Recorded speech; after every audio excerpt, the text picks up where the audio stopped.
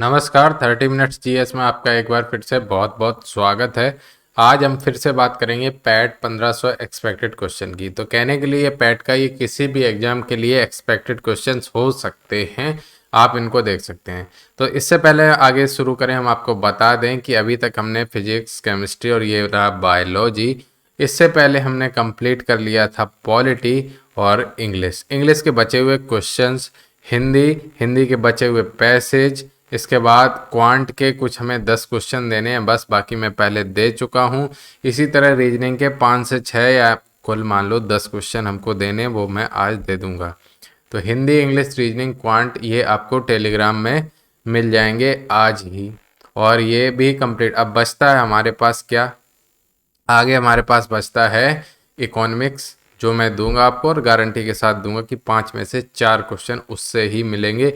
एक की गारंटी नहीं लेता, क्योंकि कई बार ऐसा होता है कि वो ऐसा डेटा पूछ देते हैं कि जो उसमें से नहीं होता है अचानक से। जो कठिन बनाते हैं ना, कठिन मतलब अनसुना क्वेश्चन, वो इकोनॉमिक्स से ही बनाते हैं पैट वाले। 95 क्वेश्चन बिल्कुल इजी बनाते हैं, 5 जो बनाते हैं उनमें से एक ये वाला भी होता है। तो ये हम आपको दे देंगे, आपको जल्द ही कल दे सकते हैं। इसके बाद परसों परसों आपको मिल जाएगी हिस्ट्री और 13 तारीख तक आपको ज्योग्राफी कंप्लीट मिल जाएगी। अब बात करें कि जो विविध होता है, तो मिसलेनियस आप पूरा ही पढ़िए। मिसलेनियस आप पूरा ही पढ़ें तो बिल्कुल कोई टेंशन होने वाली नहीं। अभी मैं रिकॉर्ड कर रहा हूँ, सामने मैसेज आ रहा है कि हिस्ट्री की कब तक मिल जाएगी, बिल्कुल सामने स्क्रीन पर आ रहा है। तो हिस्ट्री की आपको कल तो इकोनॉमिक्स की तैयार होगी, परसों मिल जाएगी हिस्ट्री की। ठीक है। देखिए फिर वही बात है, अगर कहीं से छापना होता तो उठा के छाप देते, एक दिन में दे देते। मेहनत करके बना रहे हैं इसलिए कि इससे एग्जाम में आपका फ़ायदा हो। हाँ, तो फिर से मैसेज आया, प्रिंट करके पढ़ना है तो जितना पॉसिबल हो जल्दी दे दो। भाई प्रिंट करके मत पढ़ो, इसको रिवीजन के तौर पे पढ़ लो, कोई दिक्कत होगी नहीं। ठीक है, रिवाइज करने में हेल्प हो जाएगी। अभी सामने ही मैसेज आ रहा है, मैं आपको बता रहा हूँ, तो वो सब छोड़िए। और जितना भी है वो कंप्लीट कर दूंगा। करेंट अफेयर्स का अगर लास्ट में टाइम बचा तो दूंगा, नहीं तो आपको पढ़ना पड़ेगा कहाँ से, स्पीडी करंट अफेयर से। उसमें टॉपिक मैं बता दूंगा आपको, कोई चिंता की बात है नहीं। तो ठीक है। तो जो विविध है, मिसलेनियस है, वो तो हमने क्विक रिवीजन में डाल रखा है। मिसलेनियस पढ़ लेना, उसी से आएगा। उसमें भी हम इंपॉर्टेंट क्या बताएं, जैसे बुक्स ऑथर है, इसमें इंपॉर्टेंट क्या बता दें। बुक्स एंड ऑथर में कुछ भी उठा के पूछ सकता है, 4 शिफ्ट है, 4 क्वेश्चन कोई भी पूछ सकता है, तो उसमें हम बता भी देंगे तो क्या फर्क पड़ेगा। ये तो मतलब जबरदस्ती वाली बात होगी। इनमें मैं बता सकता हूँ कि हाँ ये पूछेगा पूछेगा, इनमें से ही पूछेगा, तो वो मैं आपको बना रहा हूँ। तो चलिए शुरू करते हैं। बायोलॉजी आज फिनिश भी करनी है। तो बायोलॉजी में जो सबसे ज़्यादा क्वेश्चन पूछे जाएंगे वो या तो विटामिन से होंगे या रोग से होंगे, और रोग होंगे पादप के या फिर जंतुओं के। विभिन्न खोजों के बारे में होंगे कि किसने करी, और परिसंचरण तंत्र की होगी, और इसके अलावा होगी हार्मोन से भी रिलेटेड क्वेश्चन हो सकते हैं। तो 5 टॉपिक हैं, इनमें से ही क्वेश्चन आने की प्रबल संभावनाएं हैं। फिर भी हमने सब कुछ कवर किया है। ये वीडियो आप देखेंगे, इसके बाद आप बायोलॉजी कहीं के भी कर लेंगे तो सब एग्जाम में कवर हो जाएगी इंपॉर्टेंट के हिसाब से। बाकी हमने कंप्लीट वाले डाल रखे। तो चलिए शुरू करते हैं। तो नीले हरे शैवालों का उपयोग कहाँ पर होता है, धान की फसल में होता है। क्यों, नाइट्रोजन की आपूर्ति करने हेतु। एक सेकंड इसको थोड़ा रोकते हैं, बहुत हो गया। हाँ, इसके बाद बात करते हैं विटामिन की खोज मिलान वाला आ सकता है। तो विटामिन की खोज करी फंक ने। अलग अलग विटामिन की अलग अलग लोगों ने खोज की, लेकिन अगर केवल क्वेश्चन आए कि विटामिन की खोज किसने करी, तो फंक ने करी। हृदय प्रत्यारोपण की खोज किसने करी, तो क्रिश्चियन बर्नार्ड ने। इसके बाद होम्योपैथी की खोज करी हैनीमैन या हनीमैन। याद रखना, होम्योपैथी में शहद की बहुत जरूरत होती है ना, तो हनीमैन या हैनीमैन नाम से याद रखेंगे। इसके बाद मलेरिया परजीवी या फिर मलेरिया की चिकित्सा की खोज ये करते हैं रोनाल्ड रास। मच्छर इनको रास आ गए थे, इस तरह से याद कर सकते हैं। और विटामिन में अगर एक और क्वेश्चन आ जाए कि विटामिन ए की खोज किसने करी, तो ए की खोज करी मैकुलन ने। ठीक है, केवल विटामिन की आ जाए तो फंक लिख देना, विटामिन ए की खोज आ जाए तो मैकुलन बता देना। इसके बाद मिलान में और देख लेते हैं खोज के ही बारे में। रक्त समूह जिसके आने की प्रबल संभावनाएं हैं, किसने करी, कार्ल लैंडस्टीनर ने। इसके अलावा अगर पूछ ले एंटीजन की खोज किसने करी, तो वही कार्ल लैंडस्टीनर ने। बैक्टीरिया की खोज तो ल्यूवेनहॉक ने। अब देखो कहीं पे बैक्टीरिया पूछेगा, कहीं पे रक्त समूह 4 शिफ्ट है। पोलियो वैक्सीन की बात करें तो जोनास साल्क ने। इसके बाद टीबी बैक्टीरिया की खोज करी रॉबर्ट कोच ने, और चेचक के टीके की खोज की एडवर्ड जेनर ने। काइली जेनर नहीं, एडवर्ड जेनर। इसके बाद मिलान करने की और आ जाए तो क्लोरोफॉर्म की खोज करते हैं हैरिसन तथा सिम्पसन। इंसुलिन की खोज करते हैं फ्रेडरिक ग्रांट बेटिंग। ठीक है, फ्रेडरिक ग्रांट बेटिंग। डीएनए की खोज की वाटसन तथा क्रिक ने द्विकुंडलित संरचना के बारे में। आरएनए करते हैं Frederick Misar. Frederick Misar, are से याद रखो मिसर और आर से आरएनए। ठीक है, डीएनए वाटसन तथा क्रिक। इसके बाद पूछ लेता है कि नेत्रदान में नेत्र का कौन सा अंग, तो नेत्र का कॉर्निया का उपयोग किया जाता है। और जिम्नोस्पर्म किसको कहते हैं, नग्नबीजी पौधे, यानी कि वो पौधे जिनके बीजों पर कोई आवरण नहीं पाया जाता है। इसके बाद बात करें मानव शरीर की सबसे मजबूत मांसपेशी की, तो जबड़ा है। एथेनॉल प्राप्त किया जा सकता है, और गन्ना आपने बहुत बार सुना होगा, मक्का आपने पढ़ने वालों ने सुना होगा और कम पढ़ने वाले ने कम सुना होगा, तो याद रखना गन्ना और मक्का दोनों से एथेनॉल प्राप्त किया जा सकता है। और एथेनॉल को किस में मिलाया जाता है, पेट्रोल में, और ईंधन की तरह उपयोग किया जा सकता है एथेनॉल को। अच्छा ये बताओ पेय पदार्थ क्या होता है, माने जो पीने वाला दारू मान ले यार, वो क्या होता है, तो वो भी क्या होता है, एथेनॉल। मेथेनॉल नहीं होता है। कास्ट स्पिरिट किसको कहते हैं, मेथेनॉल को। जहरीला किसे कहते हैं, मेथेनॉल को। एथेनॉल को जहरीला कहते हैं, जी नहीं। इसके अलावा वो पूछ सकता है कि शीतल पेय में क्या पाया जाता है, तो जी कैफीन पाया जाता है। आनुवंशिक विज्ञान का जनक या तो पूछता है तो आपको पता है ग्रेगर जॉन मेंडल, या फिर पूछ लेता है उन्होंने कौन से पौधे पर इसका प्रयोग किए, तो मटर के पौधे पर। ठीक है, अपने बगीचे में जाके प्रयोग कर दिया और हम लोगों को परेशान कर दिया। इसके बाद राइजोबियम पूछ सकते हैं कि क्या है, कि नाइट्रोजन फिक्सेशन, नाइट्रोजन स्थिरीकरण बैक्टीरिया है। ठीक, अब एक क्वेश्चन इससे सीधा बनता है, द ओरिजिन ऑफ स्पीसीज के लेखक तो चार्ल्स डार्विन। आयोडीन किस शैवाल से प्राप्त होता है, लेमिनेरिया नामक शैवाल से। बहुत इंपॉर्टेंट क्वेश्चन है। इसके अलावा ये आने की बहुत संभावना है। क्लोरोफिल में मुख्य तत्व कौन सा पाया जाता है, तो मैग्नीशियम है, मैग्नीज नहीं, याद रखना Mg है, Mg मैग्नीशियम। इसके बाद पूछ ले तो पेनिसिलिन की खोज तो अलेक्जेंडर फ्लेमिंग ने की थी। इसके बाद पूछ लेगा तमाकू आलू का मोज़ेक रोग या तंबाकू का मोज़ेक रोग, तो सबसे पहले जितना भी मोज़ेक है सब वायरस यानी कि विषाणु के कारण है। ये भी पूछ सकता है कि वायरस जनित है, जीवाणु जनित है, प्रोटोजोआ जनित है। तो तंबाकू का मोज़ेक रोग टोबैको मोज़ेक वायरस और पोटैटो वायरस गामा के द्वारा आलू का मोज़ेक रोग होता है। इसके बाद पादपों में कवक जनित रोग आलू का अंगमारी, गन्ना का लाल विलगन, गेहूं का सलकन रोग कवकों के द्वारा होते हैं। इसके बाद जीवाणु जनित रोगों की बात करें, वो है आलू का सैथल रोग, गेहूं का अंगमारी और नींबू का कैंकर रोग। नींबू का कैंकर रोग किसके कारण होता है, ऐसे क्वेश्चन बनेंगे तो जीवाणुओं के कारण होता है। इसके बाद आगे बात करते हैं मिलान करते हुए कवक जनित रोग, तो एथलीट फुट होता है ट्राइकोफाइटिन या फिर माइक्रोस्पोरस के कारण। खाज इंपॉर्टेंट है, एक्रस इसके बीज के कारण। ये क्या है, कवक के कारण। दाद ये जंतुओं में है, रिंगवॉर्म ये होता है ट्राइकोफाइटिन। एपिडर्मोफाइटन, एपिडर्म जानते हो ना, त्वचा, तो एपिडर्मोफाइटन ट्राइकोफाइटिन का दाद होता है और ये है कवक जनित रोग। इसके बाद पूछ सकता है कृमि जनित रोग, तो फाइलरियासिस, टीनियसिस, एस्कोरियासिस। बस इसमें ज्यादा आपको याद रखना नहीं है। इसके बाद प्रोटोजोआ जनित रोग, मलेरिया कई बार पूछा है, मलेरिया किसके द्वारा फैलता है, तो प्रोटोजोआ के द्वारा। तो प्लाज्मोडियम वाइवैक्स नामक प्रोटोजोआ से होता है मलेरिया। अमीबियासिस होता है एंट अमीबिया सिंप्लेक्स। इसके बाद काला जार होता है लीशमैनिया बालू मक्खी या फिर सिक्ता मक्खी के द्वारा। पायरिया होता है एंट अमीबा जिंजिबेलिस, इंपॉर्टेंट है। कोई पूछे ट्रोकोमा बीमारी, तो इससे आंखें प्रभावित होती हैं। और सोने की बीमारी है ट्रिपोनोसोमा प्रोटोजोआ के कारण। इसके बाद आगे बढ़ते हैं कि सूक्ष्म जैविकी के जनक तो लुईस पाश्चर को कहा जाता है। प्रतिरक्षा विज्ञान के जनक एडवर्ड जेनर को कहा जाता है। तो किसका टीका इन्होंने विकसित किया था? इसके बाद जीवाणु विज्ञान के जनक तो रॉबर्ट कोच को कहा जाता है। इसके बाद अगर पूछ ले कि टिक्का रोग किससे संबंधित है, तो मूंगफली नामक पौधे से संबंधित है और हाइड्रोफोबिया ईस्ट से संबंधित है। कई जगह आपको एक दूसरा ऑप्शन मिलेगा, मैं आपको आगे बताऊंगा।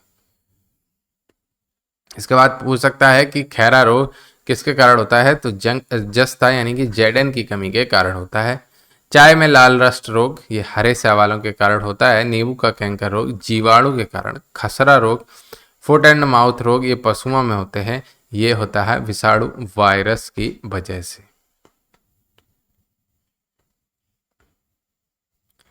इसके बाद आगे बात करें काली खांसी के टीका, उसको बोलते हैं डीपीटी।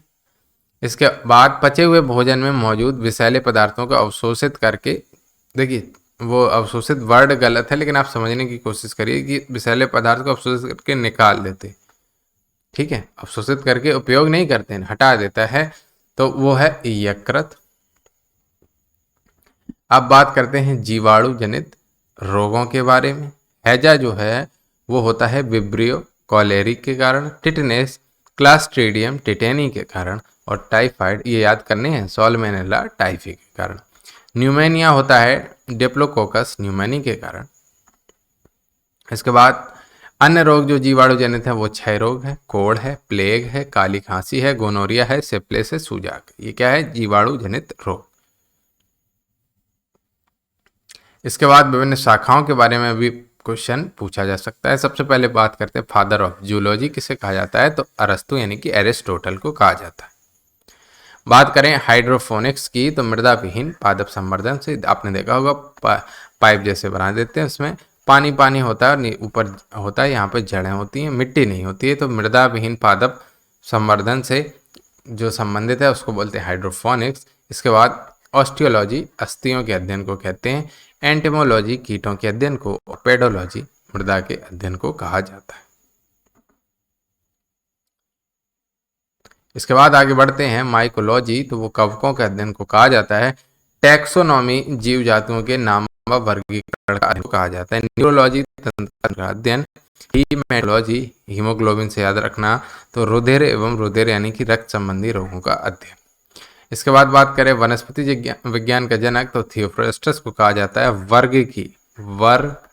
वर्गिकी का जनक ये लीनियस को कहा जाता है, और रुधिर पर संचरण तंत्र का जनक विलियम हार्वे को कहा जाता है।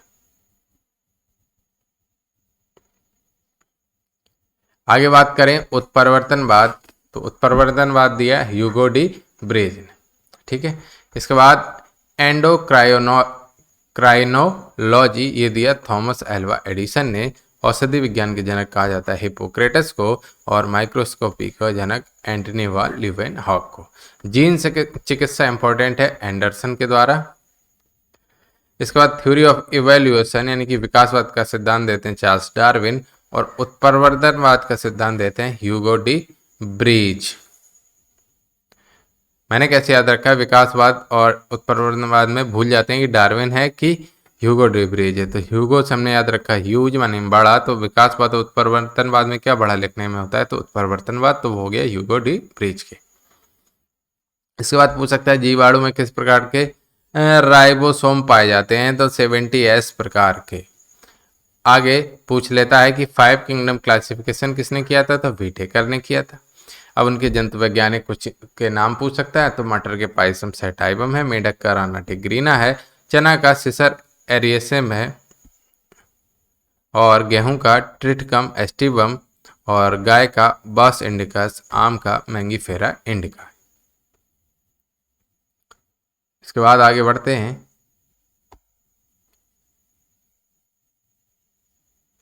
प्रकाश संश्लेषण की प्रकाशिक और अप्रकाशिक क्रिया कहाँ होती है, तो प्रकाशिक क्रिया होती है ग्रेना में, और अप्रकाशिक क्रिया होती है स्ट्रोमा में, ठीक है। ईस्ट और मशरूम क्या है, ये क्या है, फफूंद है। कीटों में श्वसन किसके द्वारा होता है, तो ट्रेकिया के द्वारा होता है। सेब का लाल रंग एंथोसाइनिन के कारण होता है।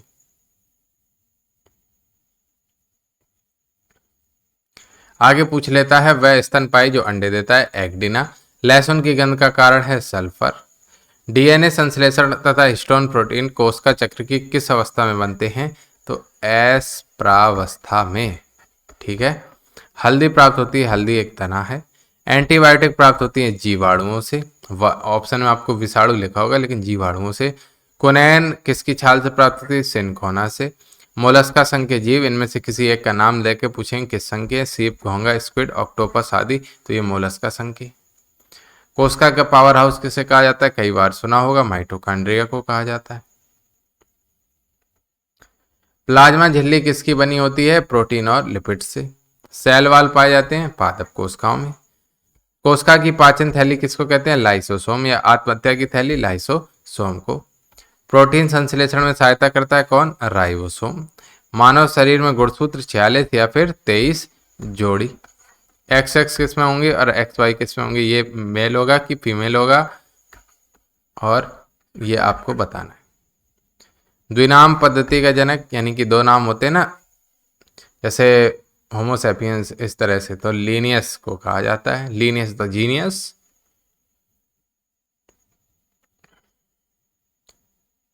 इसके बाद बात करें कोशिका में जो ट्रैफिक पुलिस की भूमिका निभाता है वो है गाल्जी काय। प्लाज्मा झिल्ली किसकी बनी होती है, लाइपोप्रोटीन की। इसके बाद मिलान करने के लिए आ सकते हैं कुछ क्वेश्चन। विश्व की सबसे छोटी कोशिका तो माइकोप्लाज्मा गैलीसेप्टिकस की है। विश्व की सबसे बड़ी कोशिका शुतुरमुर्ग का अंडा है। मानव शरीर की सबसे बड़ी कोशिका अंडाणु है। मानव शरीर की सबसे लंबी कोशिका न्यूरॉन है, और पुरुष की सबसे छोटी कोशिका शुक्राणु। सबसे बड़ी पादप कोशिका कालेर्पो टैक्सीफोलिया है। इसके बाद आगे बात करते हैं किस विटामिन को हार्मोन माना जाता है, विटामिन डी को। प्रोटीन को पचाने में सहायक एंजाइम है ट्रिप्सिन। लार किसका पाचन करती है, स्टार्च का। लार होती क्या है, हल्की एसिडिक होती है। दूध प्रोटीन को पचाने में सहायक कौन सा हार्मोन, रेनिन। गाय का दूध पीला होता है कैरोटीन के कारण। प्रोटीन की मैक्सिमम मात्रा पाई जाती है सोयाबीन में, और गेहूं में पाया जाता है ग्लूटेन। हेपेटाइटिस सबसे ज्यादा किसको प्रभावित करता है, यकृत यानी कि लीवर को।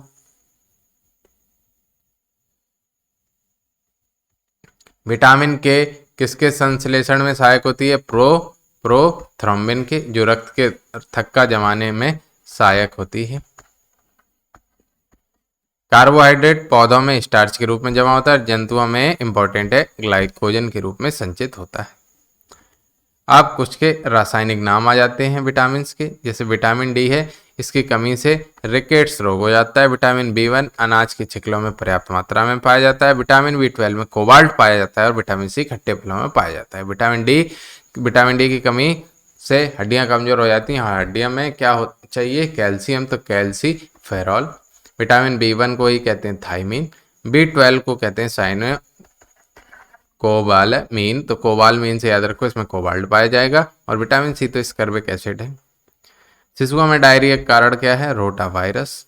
इसके बाद जो क्वेश्चन आने की संभावना है, जल में घुलनशील या अघुलनशील, तो बी और सी विटामिन होते हैं जल में घुलनशील, एडीए के अघुलनशील। ये फैट में यानी कि वसा में घुलनशील होते हैं, एडीए के।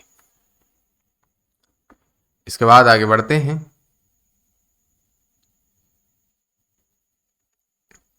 पेलाग्रा रोग हो जाता है विटामिन बी3 की कमी से। रक्त का थक्का जमने में सहायक विटामिन के, और किडनी में पथरी को से रोकता है मैग्नीशियम। इसके बाद बात करते हैं विटामिन ए को रेटिनॉल कहेंगे, ई को टोकोफिरॉल कहेंगे, के को फ्लोक्विनोन कहेंगे। बी5 है तो पेंटा है ना, तो पेंटाथोइनिक अम्ल कहेंगे। बी3 को निकोटीनिक है ना, तीनिक ऐसे याद रखो, तो निकोटीनिक अम्ल होगा। और बी2 है राइबोफ्लोविन, बी2 राइबोफ्लोविन। इसके बाद बी6 है तो पायरिडॉक्सिन। बी7 है बायोटिन, ऐसे रख दो, 7 से मैं याद है धोनी की बायोपिक, तो बायोटिन। बी9 फोलिक एसिड समूह। इसके बाद इंपॉर्टेंट क्वेश्चन है, जनन क्षमता में कमी किस विटामिन से, विटामिन के से। शरीर की रोगों से प्रतिरक्षा, विटामिन ए। केला और खजूर में पाए जाते हैं लौह तत्व। विटामिन की पर्याप्त मात्रा में पाया जाता है पालक में। नाइट्रोजन को नाइट्रेट में बदलना नाइट्रीकरण, और नाइट्रेट को वापस से वायुमंडलीय नाइट्रोजन में बदल देना विनाइट्रीकरण कहलाता है। पौधों में जल ऊपर चढ़ता है जाइलम से और खाना ऊपर चढ़ता है फ्लोएम से। वृद्धिरोधक हार्मोन एब्सिसिक एसिड और एथाइलिन, क्यों? क्योंकि ये होते हैं फलों को पकाने में सहायक, इसलिए ये होते हैं वृद्धिरोधक पादप हार्मोन। प्रकाश संश्लेषण सबसे ज़्यादा, तो सबसे ज़्यादा क्या? केवल दृश्य प्रकाश में होता है और श्वेत प्रकाश में मैक्सिमम होता है। इसके बाद लाइकेन वायु प्रदूषक का क्या है? सूचक। एक बीजपत्री पौधों में क्या पाई जाती हैं? रेशेदार जड़ें पाई जाती हैं। इसके बाद आगे बात करें, किसका क्या खाने योग्य भाग है? इसका मिलान वाला क्वेश्चन भी आ सकता है। जैसे लहसुन प्याज का इसका सल कंद खाया जाता है, हल्दी अदरक का प्रकंद, अरबी का जिमी कंद और आलू का कंद यानी कि स्तंभ कंद खाया जाता है। जीवाणुओं में प्रकाश संश्लेषण प्रक्रिया तो होती है लेकिन ऑक्सीजन नहीं निकलता है। इसके आगे की चर्चा करेंगे आगे की वीडियो में, इसके पार्ट 2 में।